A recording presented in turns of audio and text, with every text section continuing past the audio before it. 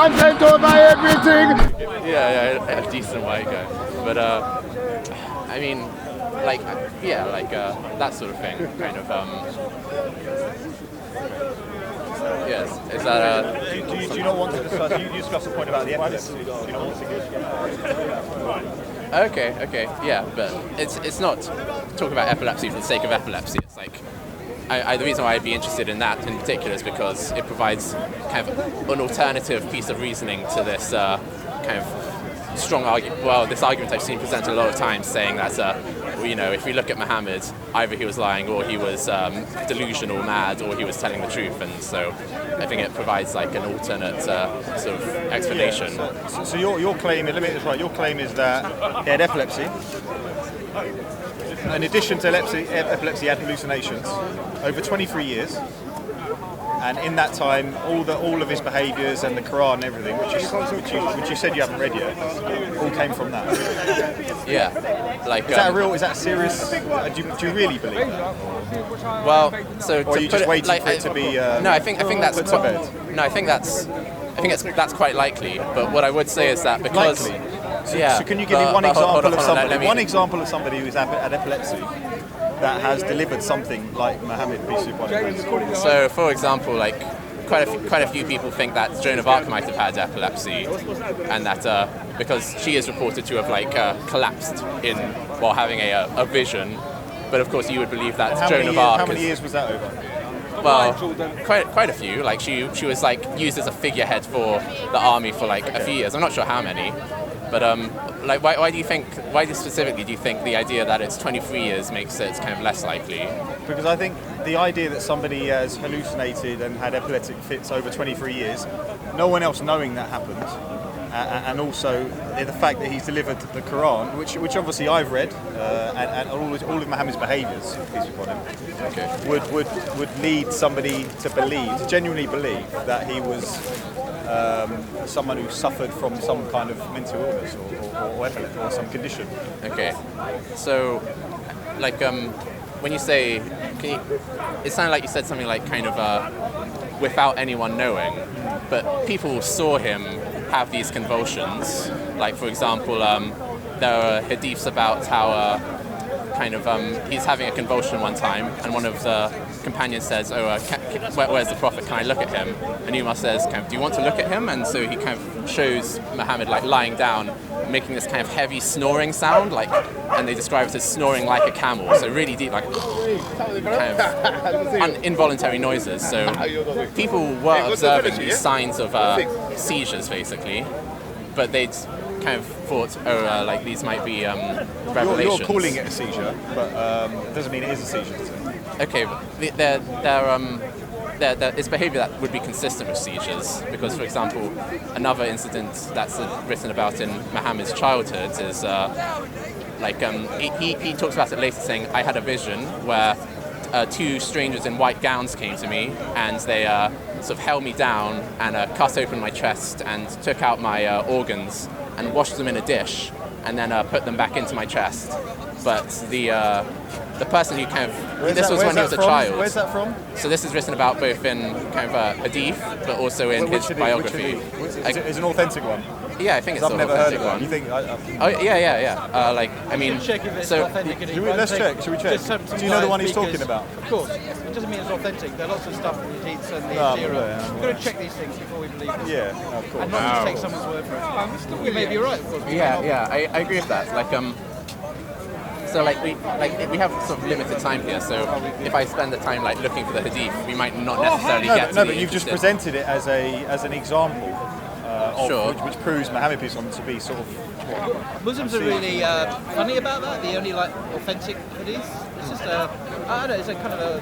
I don't know, Yeah, it kind of means obsession something. we have that we only accept true statements about Muhammad and not any old. And I've noticed James likes the ones that aren't authentic. Oh really? Well, he has a lot of his taste in. I understand why you want to see the evidence, but like I could always post it in the comments box. Okay. Sorry? Post it in the comments box. Yeah. I mean, it'll save a little bit of time. Like, if you really want, I can find it now. Fine. Okay.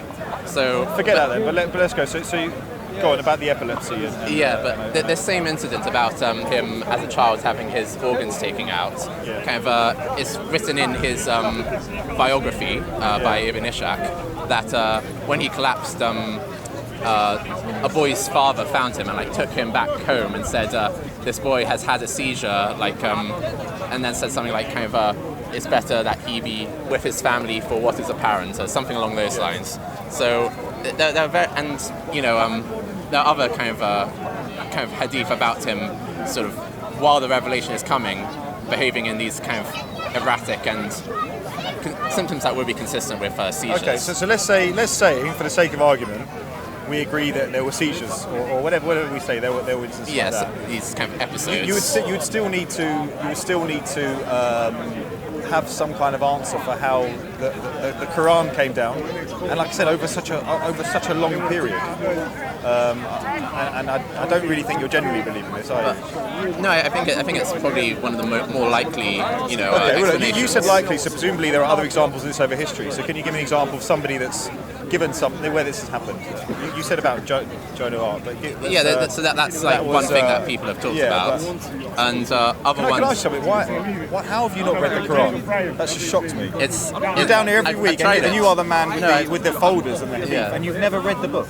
So I've tried like reading it from start to cover. I got to about chapter 3, halfway through chapter 3, and I found it really repetitive. You're on chapter 3 of the Quran. Yeah, I've read other parts of the Quran, and I've read like, you know, the relevant sections and like looked through the commentaries and so on and so forth for particular parts that I'm interested in. But I mean, if you try and read the Quran the whole way through, I find it like very repetitive and not that interesting. So what have you done at the moment? You've sort of picked bits out of it and used it. Because I've seen you quote Quran, but you've never read it book to finish. Yeah, I've never read it book to finish. Okay. I think if I'm going to try again, I'm going to try reading it in chronological order, like when it was, you know, revelation order. But the thing is, for me, one of the evidence I would bring to you that it can't be a man who just had seizures and epilepsy is the Quran itself. But you know, until you've read it, you can't get the same feeling that I've had. So what about the Quran in particular is evidence that it can't have been from someone, you know, having temporal lobe epilepsy? I could give you loads. Should I give you one? Yeah. All right. So there is it called mono? Basically, if a human being wrote something over a 23-year period, various things in our lives happen. So, for instance, you might have a child that dies, you might have a divorce or wife that dies.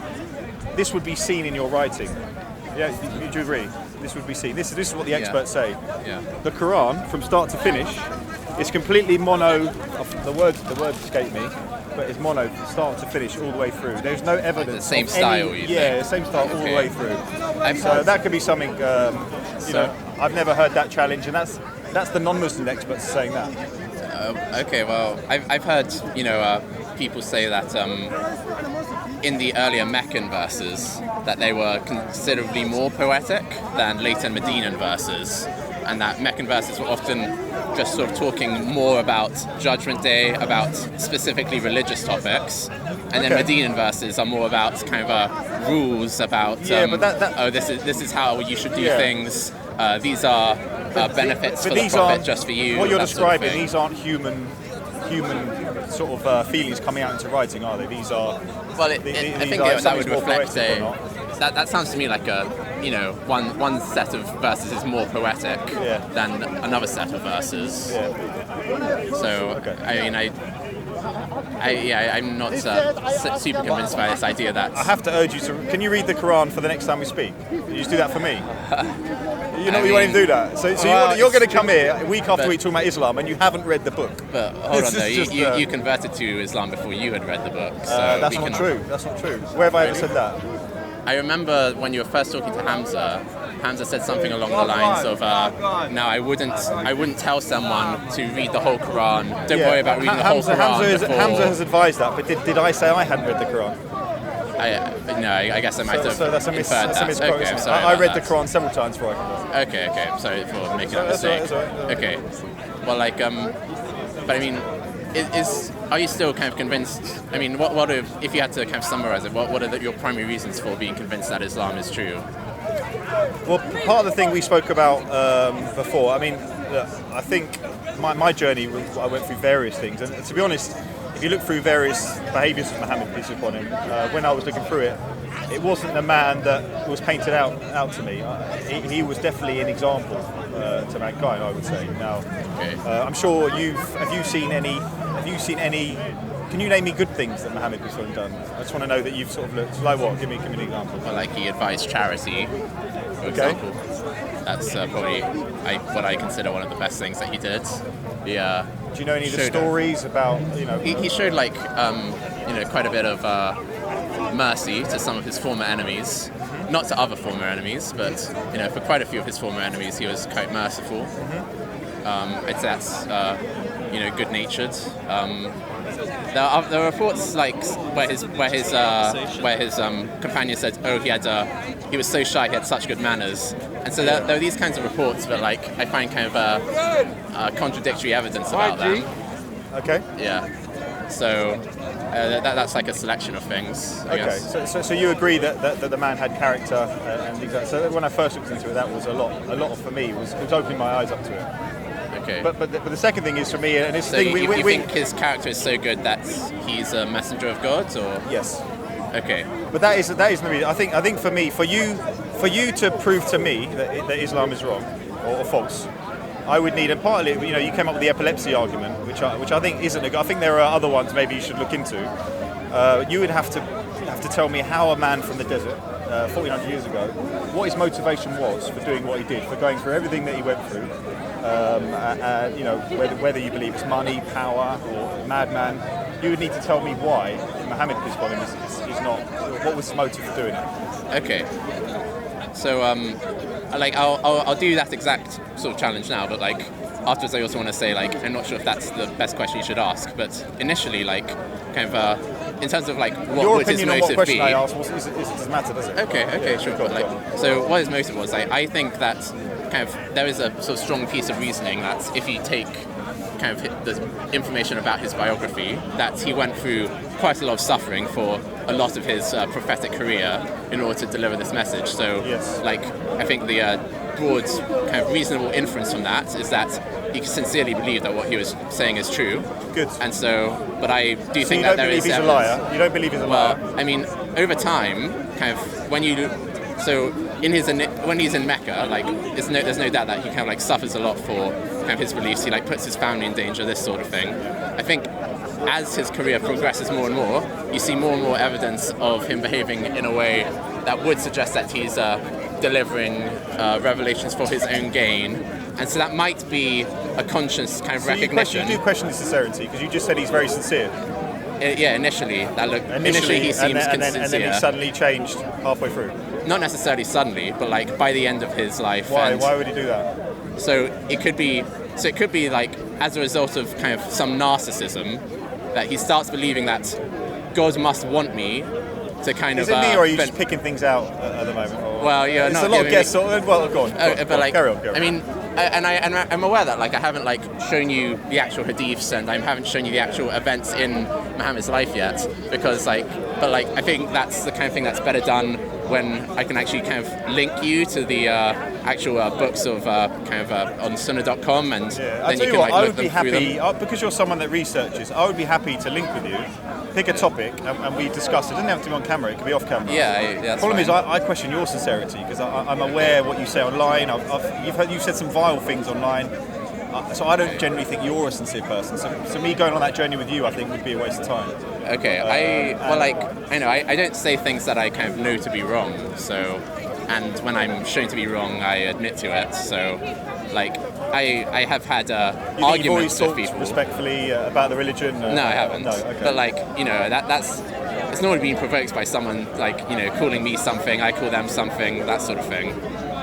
But so I mean, to continue with like your initial. So if someone insults you, you will insult it back. That's normally what. Well, I've never done that. Maybe you can bring me. I've never insulted Christianity because a Christian calls me a name or anything like that. That's not. Well, I know. Especially if I'm genuinely looking for truth. But from you, I get the sense that you're coming here with different arguments. I believe some of your arguments have been answered, and you come back week after week. I sense. No, let me finish. I sense you have some personal reason has happened to you, or something like that, whether it's a Muslim girlfriend or something like that, that is because the behaviour you give out is very bizarre. Okay, well, I mean, whether that's the case or not, it's kind of, either what I'm saying is true or it's false. Yeah, true. Okay. And I know there's a lot of, don't play the man, not the ball at the moment, but I think the man is quite important because, and I mean, you're saying that about Muhammad peace on him. When we're talking about someone has to be sincere, don't they? Otherwise, why am I going to waste my time with somebody who is insincere? Okay, fair enough. I think I can show you that, at least on the kind of topics that we've talked about before, that, on this day, the question you have, that I can provide the evidence for you that would satisfy you. Okay. So, you asked kind of earlier, do I think Muhammad's sincere or not? And so I think that's, a complicated question. And what I said was, earlier in his life... I believe he was chosen, because that's one of the main reasons why he was okay. Prophet God. So, you believe that. So, early in his life, I'd agree with you that this reasoning that he suffered without any kind of material gain to himself indicates that he is sincere. Yeah. Later in his life, I think you do find more kind of convenient revelations that sort of benefit him and are sort of preferential treatment. Hang on a minute, you said he was epileptic. So, yeah, he's epileptic. But now you're sort of making out it was convenient, he purposefully.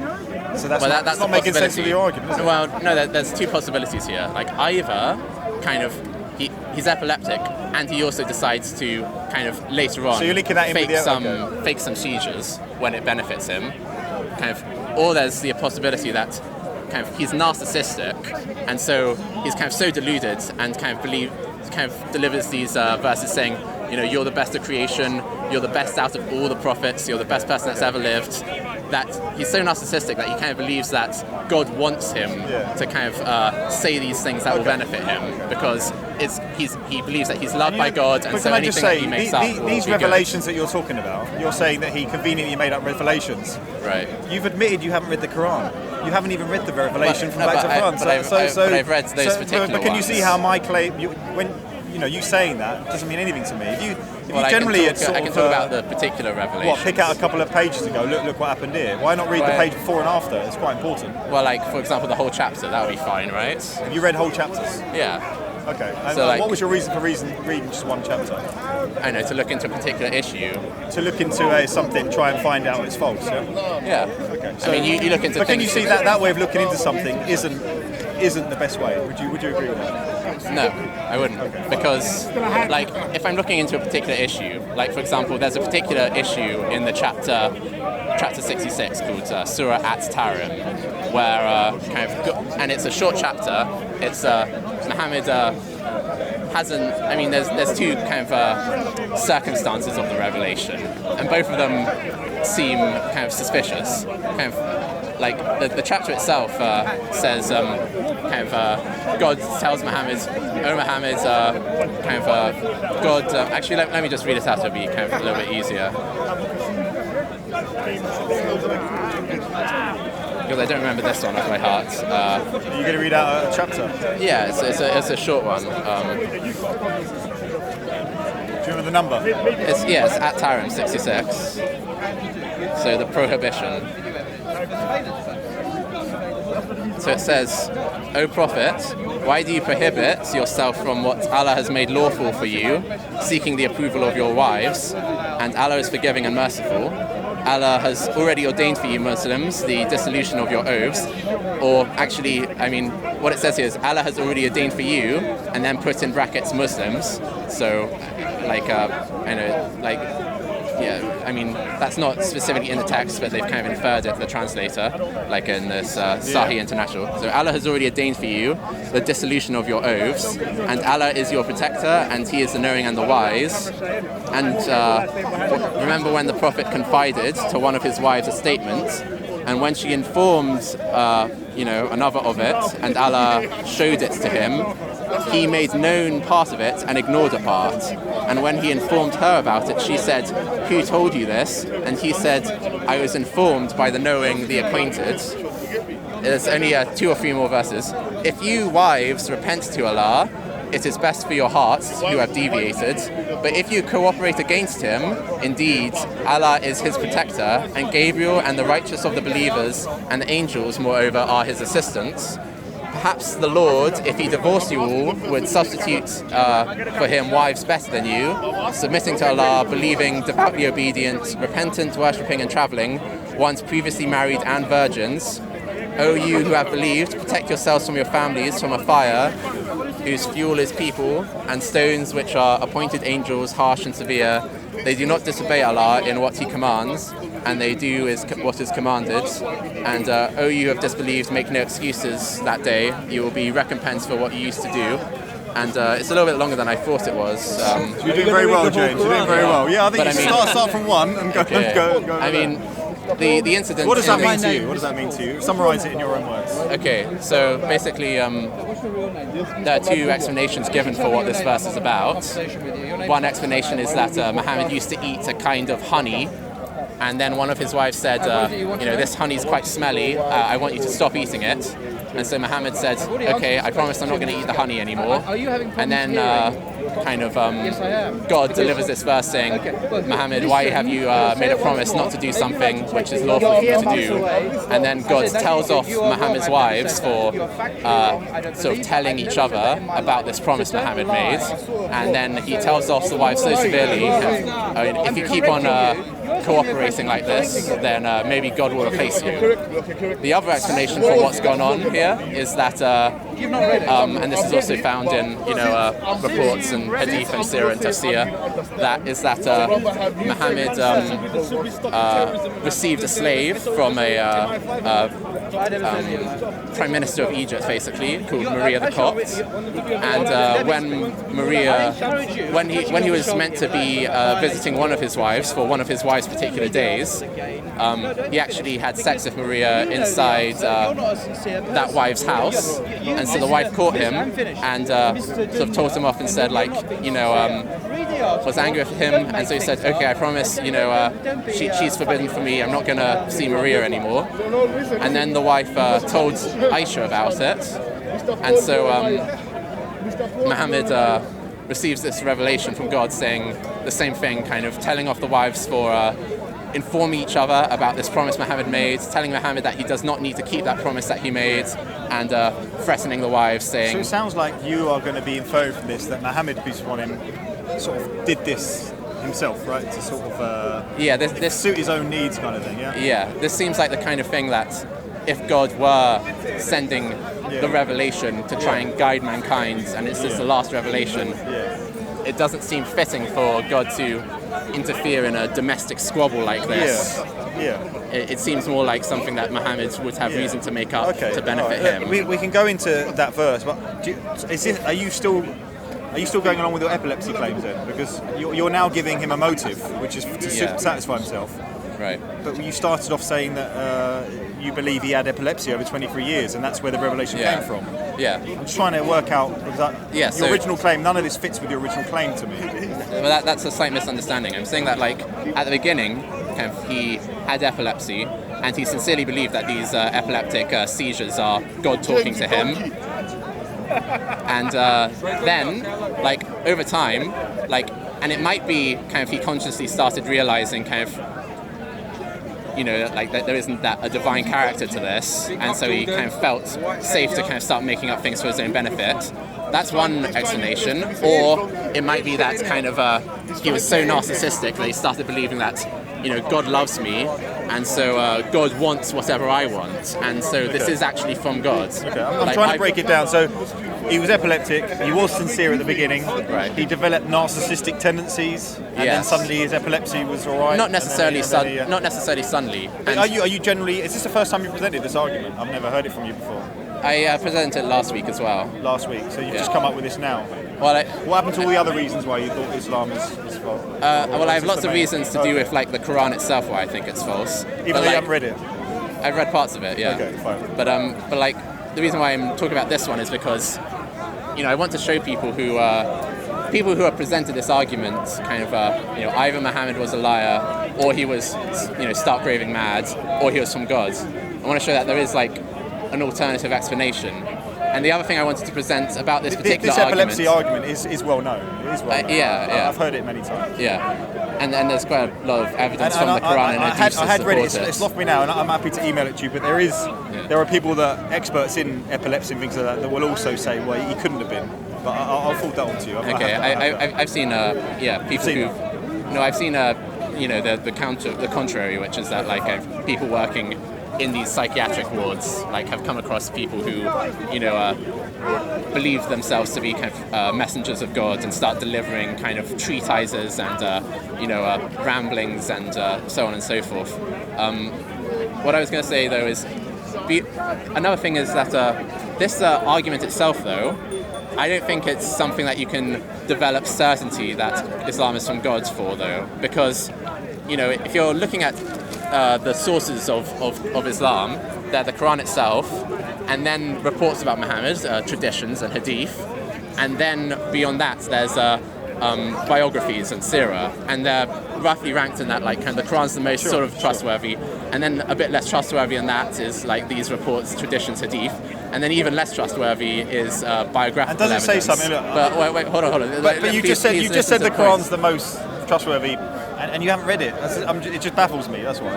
But go on. You've chosen to go for the hadith that aren't even authentic a lot of the times, and skipped out the main bit, which may answer all your questions. I haven't read all the hadith, just like I haven't read all of the Quran. But what I was going to say though is that like I don't see how you can be convinced that Islam is true and the Quran is from God using a source of evidence which is itself considered not certain. I didn't say this was my only one. Look, there's many reasons I can give you. Okay, but would you kind of agree with that sort of reasoning? Like, if you can't develop certainty that Islam is from God from kind of the biography of Muhammad, which itself kind of isn't considered like a very certain document. I think at the very least, if you study the Sirah or the Prophet, peace upon him, at the very least you will come out thinking, wow, this man is something absolutely special. And I think you kind of admitted that earlier, didn't you? Or? I can say that he's special. Like you can look at the outcome and say, few people have done this or similar thing in history before. But like, but what are some of your other? Doesn't seem like a man with epilepsy, did it? I think it does. I've seen a lot of hadiths. Like actually, I might have some quickly kind of on my phone. I'm not sure. Let me just check if I have them quickly. If they're not quick to find, we'll do one more. I've only just got here. But if they're not maybe what you should do is, I'm happy to do this with you. Like I said, I do question your sincerity, and I think you've got some issues. Pick one topic with me. Take my email address. We'll go back and forth with it. Yeah. Okay. And pick your strongest topic, whatever you think. Because I'm convinced there'll always be an answer to what you've had. Okay. Hopefully you're seeing that, aren't you? I mean, I'm not a knowledgeable Muslim, but you're getting answers everywhere you go, aren't you? An answer can be sort of like a convincing or satisfying answer, or it might just be like an answer that's not satisfying. I haven't heard an answer from you that would lead me to believe like Muhammad's definitely maybe not in this. Yeah, maybe not in this. Okay. And I can't prove that to you, can I? Neither of us can prove it. But you're the one making the claim. You're the one saying that he's not a prophet of God. So it's upon you to prove to me. This whole premise was you prove to me he's not, and you haven't. You presented nothing. You presented he was epileptic, then he started being narcissistic. Well, I haven't said. And you haven't read the Quran. So to me, this whole conversation hasn't been very valuable. Wait, you've gone a little bit confused about what my aim was here. I do have things I could say like, oh, this proves he's not a prophet of God. But what I wanted to do was to try and know what your reasons are for believing he was a prophet of God, and then try and show you that those arguments like aren't certain, they aren't kind of like very strong evidence. So like, if you wanted do you see Islam as good as guidance? It contains It's guidance. a manual, isn't it? There's a guidance. It contains guidance. Yeah, it does. And like for me, I remember, and I'm only taking myself back to when I first started looking into it. I was reading things, and I'll give you a couple of things. And I said, none of these things are going to prove to you that Islam is true. But to me, they hit me quite. I'll give you one hadith that talks about paying your workers before their sweat dries. You know that one? No. So it's basically, obviously, self-explanatory, isn't it? You pay them quickly before their sweat dries, so you've got to pay your workers quickly. Yeah. I was in a job where I had people working for me, and I would always pay their invoices late. It was whenever it was convenient to me. And from reading that, I started paying them straight away. Now, a couple of weeks later, one of them said to me, he said, wow, thank you, it's been such a big difference, because I used to miss my mortgage payments. So, and I know that's not going to prove anything to you, but to me, these are things I was looking to think, wow. And then, but you know, there were so many of these that kept coming up, and I thought, and I'm somebody, I was like yourself, I was very sceptical of religion. But I think at some point you have to realise you don't know anything, you don't know everything, you're not the best person to guide yourself. There's guidance out there. The Quran claims it's the guidance that from God, so read it at least. Okay, well, I'll try. Like, I think I'd agree with you that there is good guidance in Islam. I mean, I think it's also possible that if you went through the Hadith, you could also find lots of pieces of advice that wouldn't be good advice to follow. For example, there's a Hadith, and this is definitely a Sahih Hadith, which says that you know, whoever eats 7 dates from the land between the 2 lava plains, which means Medina. If he eats those 7 dates for breakfast, then no harm from poison or magic will befall him the rest of that day. And how do you know that's not true? Because have you tried it? I'd be happy to try it. But you're just saying, well, I mean, scientifically, if you ate 7 Medinan dates for breakfast, dates have been proven to be very, would they prevent? Very good. Okay, would they prevent any harm from poison How about from fasting? happening? Have you seen in the news lately about the fasting? About how fasting twice a day is like it gives you the most benefits. Possibly. This is something in our guidance. But specifically though, like if I told someone if you eat these Medina dates, you'll be totally safe. You'll be totally safe from poison for that day, and then someone ate some rat poison, they'd still die from that poison. There may have been a particular, I don't know that example, but there may have been a particular reason why that was given at that time. I don't know. But I mean, this is just to try and show that like within a large body of reports about Muhammad's behaviour, I will agree that you'll find some that's kind of good advice and some that is not so good advice. Of all the guidance, that's what you come up with, 7 dates. Well, I could give other examples. Like for example, I know he also says I've been commanded to fight the people until they testify that there is no God but God. And some people might look at this and think, we should fight the disbelievers until they testify there's no God but God. That wasn't just said in general, was it? That would have been applied to a particular situation, which you haven't bothered to present. But what did the Muslims immediately succeeding Muhammad take from this hadith? What they took from it was that the Islamic State should be expanded. They expanded this aggressively. We know, and I think the Prophet warned peace upon him that after his death, things may happen. But that's going off topic, isn't it? I think that kind of shows that this is a behaviour that's kind of people took as guidance, and yet it had a bad outcome. People's interpretation of it proves to you. Yeah, because I mean, if for example, let's say kind of a politician said. Kind of Muslims are the enemy. No one would accept that. If that politician really? Sure? But hold no on, one would accept that. Anyway, well, okay, actually you're right. So, some people would accept that, but in general, most people would say, "Whoa, that's really irresponsible." It wouldn't matter if Would you say that? I wouldn't. But it wouldn't matter if the politician then said, I meant Al Qaeda is the enemy. Kind of because what he actually said was Muslims are the enemy. And so I think this also applies to Muhammad. If you keep on saying that, for example, the Jews will have hatred in their hearts forever, and that this is a Quran verse, Allah has put hatred and enmity in their hearts forever. It doesn't matter if you're talking just about one particular tribe of Jews, because people are going to understand it to mean Jews in general. And also, even if you are talking about one particular tribe of Jews, people are going to understand that this particular tribe of Jees, even their descendants. You can't just say ignorant people that aren't bothering to read the whole thing, therefore it's wrong, can you? I mean, all the information's there. If somebody wants to generally look at what Jews they're talking about in that, and I know the scenario you're talking about, then you can't say, because I took one bit out and I only read one verse, therefore it's bad guidance. But I mean, aren't people responsible for their statements? We hold a politician responsible. If he said the Muslims are the enemy, but then somewhere else he said I am pleased with the Muslim community or something like that. We'd still call him out whoa, your behaviour was way out of line when you said that Muslims are the enemy. But so I think we should surely we hold Muhammad to the same standard. If there was a sentence, James SC, let's say. It's a quote from you. Yeah. I would kill somebody. Yeah.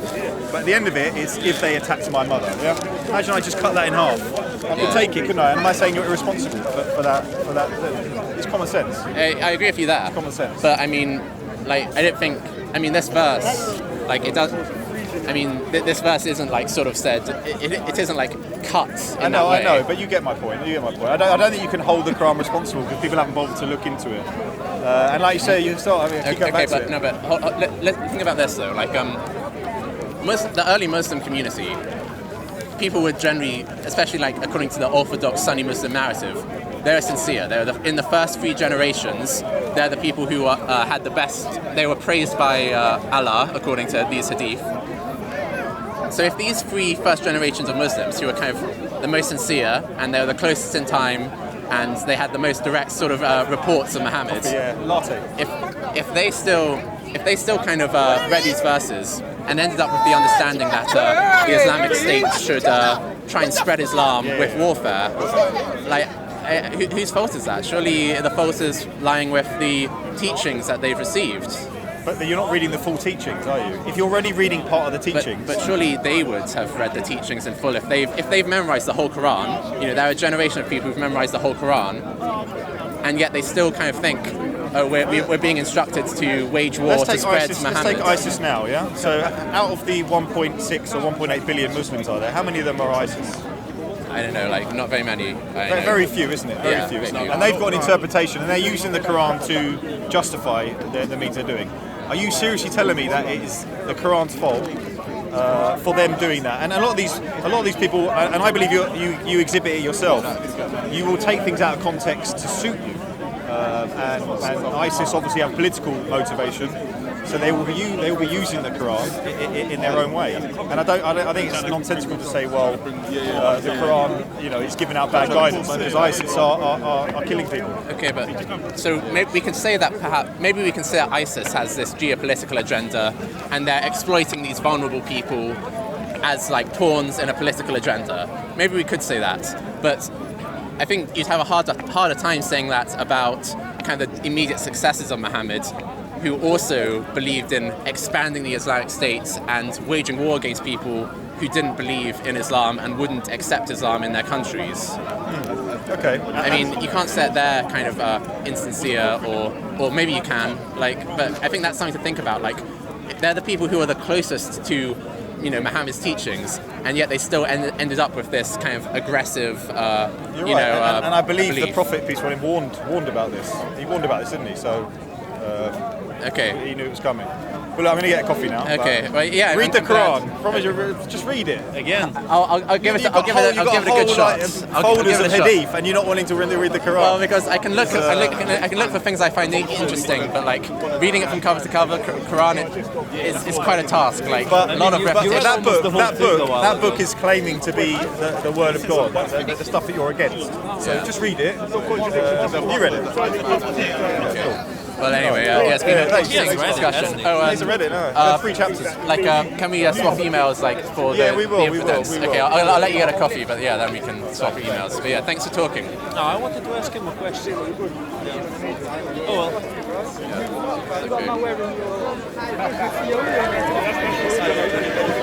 ContentCOE everything from your melody. Man, say it straight. Man, don't listen to BBC. Man, don't listen to ITV. Come here. I run. Leon, what you all discussing now? 217 Necrophilia. That's what he's watching. I was thinking of how to raise the subject of why the president of Gambia is focusing when there is an issue which is his people. And how come these get overlooked?